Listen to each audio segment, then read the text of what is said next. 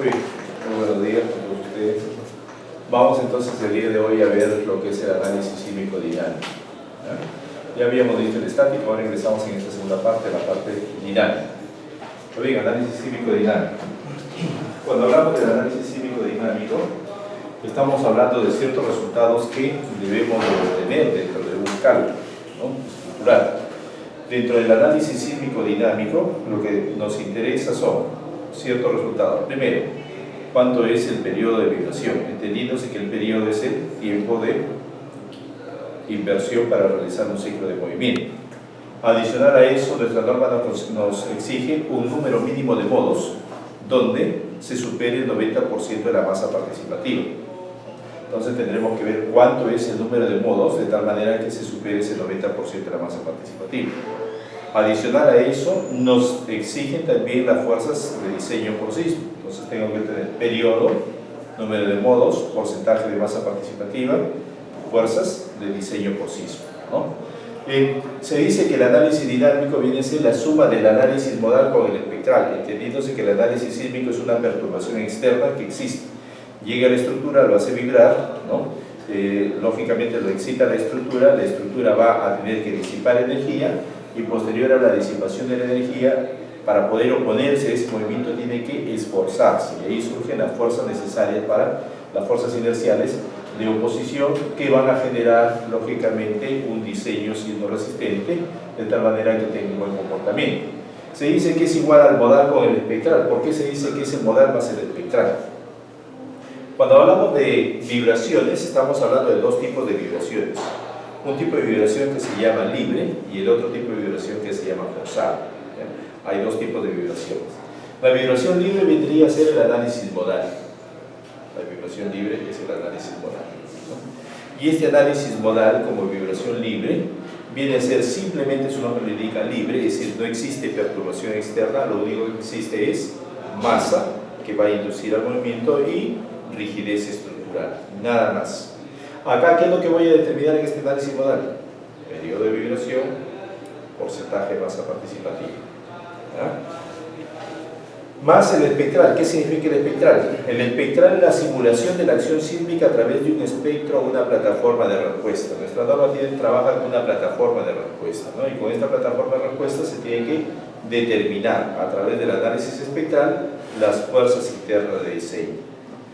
Normal, cortante y momento. Significa que la suma de los dos exactamente es igual a todo este bloque del análisis dinámico, ya del análisis dinámico.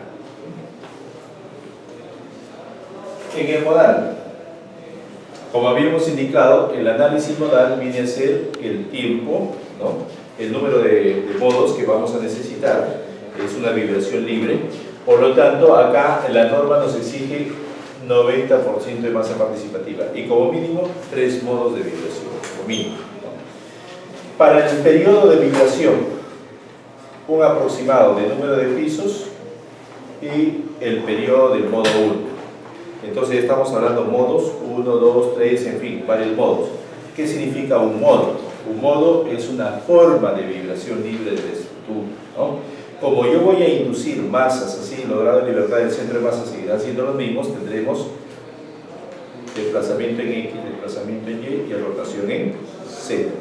Consecuentemente, si tenemos esos 3 grados de libertad, los 3 primeros modos importantes o formas de vibrar deben de ser 2 de traslación y 1 de rotación. Entonces lo que debemos esperar en el primer modo es traslación, modo 2, traslación, modo 3, rotación en plano. Un aproximado es de 0,1 número de pisos. ¿Qué significa? Que si yo tengo una edificación de 10 pisos, debe estar por 1 segundo en modo 1. Pero si me sale 2 segundos, por más que me diga que el control de derivas ha pasado, yo no le puedo creer, porque está muy lejos de este rango.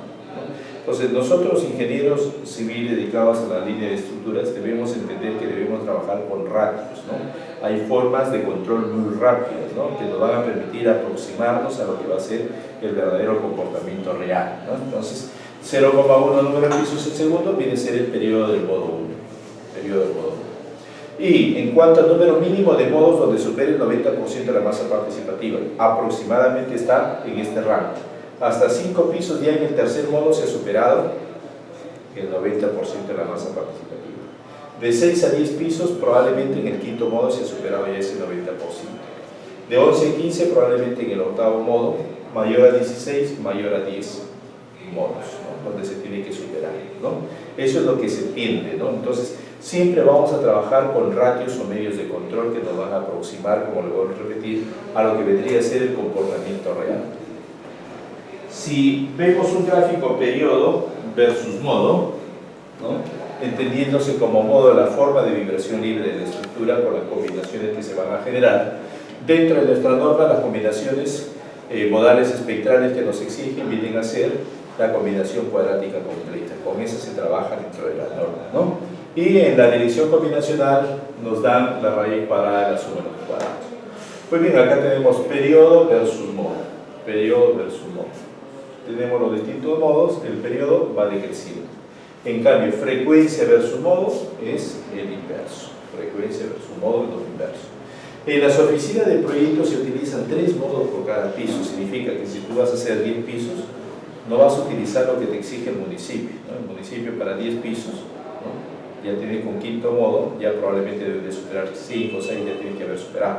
En cambio, en las oficinas de proyectos se trabaja 3 modos por piso, ¿no? 3 modos por piso. Entonces, si tienes 10, vas a trabajar con 30 modos, ¿no? Con 30 modos de vibración, ¿no? Como es una interacción entre la masa y la rigidez de la estructura, ¿cómo se va a calcular las masas que voy a concentrar en el centro de masa? ¿Cómo lo voy a determinar?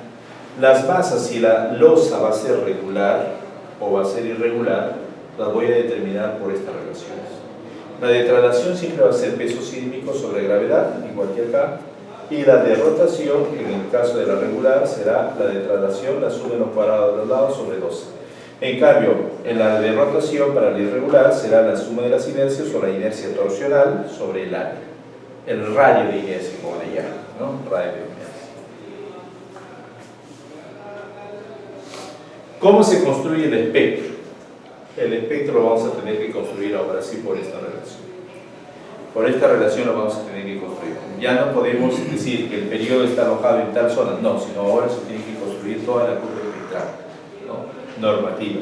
En esta curva espectral, menor a T sub P vale 2,5, de T sub P a T sub L vale 2,5 T sub P sobre T, y de T mayor a T sub L vale T sub P por T sub L sobre T al cuadrado multiplicado por 2,5, ¿no? Construimos toda la curva espectral, ¿no? Esta curva espectral la vamos a multiplicar por toda esta fracción, que se le llama factor de escala, que vendría a ser zona sísmica, uso de la edificación, factor del suelo, gravedad, sobre factor de reducción sísmica. El producto de todo esto se conoce como aceleración espectral. Aceleración espectral. Acá tenemos la forma de la curva que vamos a tener que construir paso a paso para poder, lógicamente, procesar el cálculo estructural. Al mismo tiempo debemos entender de que debemos de comprobar dentro del análisis dinámico que el cortante dinámico tiene que superar el 80% del cortante estático para lo que es regular y el 90% para lo que es el irregular. Si no lo llega a superar, por más que se ha pasado las derivas, ¿no? Nos dice que debemos de escalar. ¿Escalar qué cosa? Solamente fuerzas. ¿Por qué valor debemos de escalar? Lo vamos a escalar por el valor de 0,8 cortante estático sobre cortante dinámico para el regular, 0,9 cortante estático sobre cortante dinámico para el irregular, ¿ah? Entonces ahora le voy a hacer el resumen teórico de todo lo que hemos visto, ¿ya?